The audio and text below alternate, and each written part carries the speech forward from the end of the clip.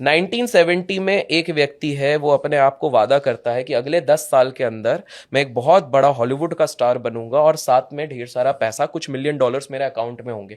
1973 में enter the dragon आती है और वो बन जाते हैं, और ये ब्रूस ली। उनका सिर्फ एक चीज था, एक जगह पे लिखा होता, रोज वो पढ़ते थे कि मैं अगले 10 साल में बनूंगा, अगले 10 साल में बनूंगा। बट साथ में जो आपने फॉर्मूला बताया उसके हिसाब से वो मोमेंटम और एक्शन इज वेरी इंपॉर्टेंट, रोज एक्शन लेते थे भाई साहब। ब्रूस ली ऐसा व्यक्ति है यार, 1000 पुशअप रोज करना, 1000 पुशअप, हाँ 1000 pushup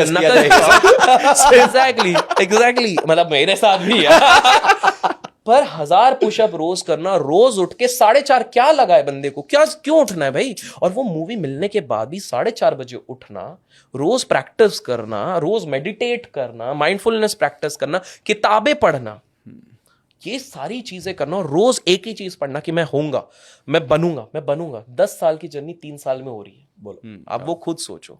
and just because I am referred Bruce Lee, एक छोटा रेफरेंस दे दूं, ब्रूस ली को सबसे ज्यादा इंस्पायर्ड भी एक इंडियन ने किया था, गामा पहलवान।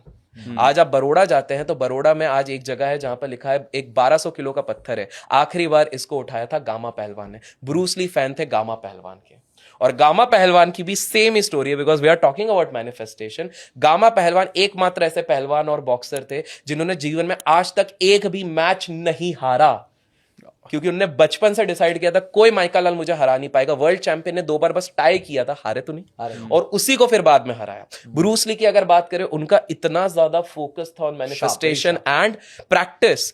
आप सोच सकते हैं ब्रूस ली की एक बहुत बढ़िया खासियत थी, उनका किक जो था वो माना जाता था, वो किसी को अगर किक करते थे मिनिमम 9 फीट गिरते थे। उनने हर जगह सब बंदे को गिरा दिया, उसके बाद उन्होंने बोला मेरे को शोशाबाजी नहीं करने, वो आराम से बैठ गए। फिर एक 7 फुट 3 इंच सबसे हाईएस्ट, लॉन्गेस्ट और शक्तिशाली बंदे ने इनको चैलेंज किया, भाई बाकी सब गए भाड़ में, मुझे हिला के बता, हट्टा कट्टा इंसान। ब्रूस ली बोला मेरे को ऐसा टाइम पास नहीं करना, मैं निकल जाऊंगा। और उसने मीडिया में फैला दिया, ये फैला दिया। ब्रूस ली बोला चलो ठीक है करते हैं।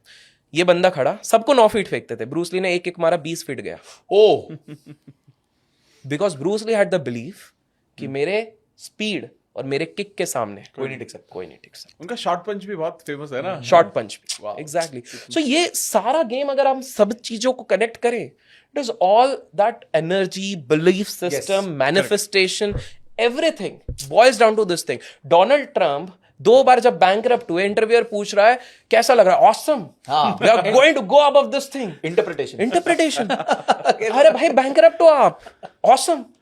सो ही इज लाइक, बिकॉज उनके साथ भी था, क्योंकि वो जब अपने डाउन फेज में थे वो चर्च में जाते थे, और चर्च में जाने के बाद जिन्होंने वो किताब लिखी ना, the power of positive thinking, पहले नॉर्मन, तो वो तब तक जिंदा नहीं थे, लेकिन उनका ऑडियो चर्च में हर दिन बजता था। वो कहते थे हमेशा पॉजिटिव सोचो, कोई भी सिचुएशन हो पॉजिटिव सोचो।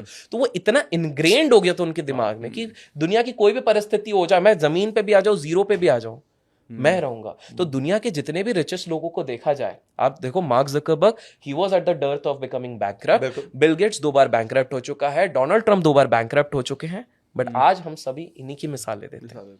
अब जोमेटो ने बोला कि हम लोग 13 बार हमारे यहाँ लाइफ इतनी सिचुएशन आई कि हम शट डाउन कर रहे, 13 times they were about to shut down. अब एक इसमें ना जैसे लोन की बात हो रही है, तो मैं जो लोग ने लोन लिया है उनके लिए एक मैसेज देना चाहता हूँ। बिल्कुल। एक चीज याद रखना, इस जन्म में अगर आप ऋण लेके जाओगे तो अगले जन्म में आप रोग पाओगे। क्या बात कर रहे हो? ये हाँ, ये हमारे शास्त्रों की बात है। इसलिए जब भी भाई अभी सारे लोन निपटा दे चलो मैं कहता हूं इससे अगर लोगों को तो ये फियर आए या फिर एटलीस्ट ये समझ आए कि भाई, और ये हमारे शास्त्रों का है कि अगर आपने किसी का ऋण लेके चले गए, किसी का पैसे का ऋण, लोग तो कहते हैं बहुत कुछ ऋण होते हैं, सिर्फ पैसे का ऋण नहीं होता, बहुत ऋण होते हैं, पर सिर्फ पैसे का भी ऋण अगर आप किसी का लेके चले गए ना, तो आपको अगले जन्म में रोग मिलेगा। पहले तो आपको अगला जन्म मिलेगा, कहां मिलेगा, कैसा मिलेगा वो नहीं पता, आप पेड़ बनोगे, कॉकरोच बनोगे, क्या बनोगे, 84 लाख योनियां क्या बनोगे, हमें नहीं पता। पर अगर आप इंसान भी बन गए, फिर से भगवान ने आपको मौका दिया, तो आप ऋण को रोग में कन्वर्ट करोगे। इसलिए आप देखते हो ना, कुछ लोग जिंदगी भर रोगी रहते हैं। कोई पैरालिसिस हो चुका होगा, या फिर बचपन से कोई प्रॉब्लम होगी, पिछले जन्म के ऋण लेके आते हैं।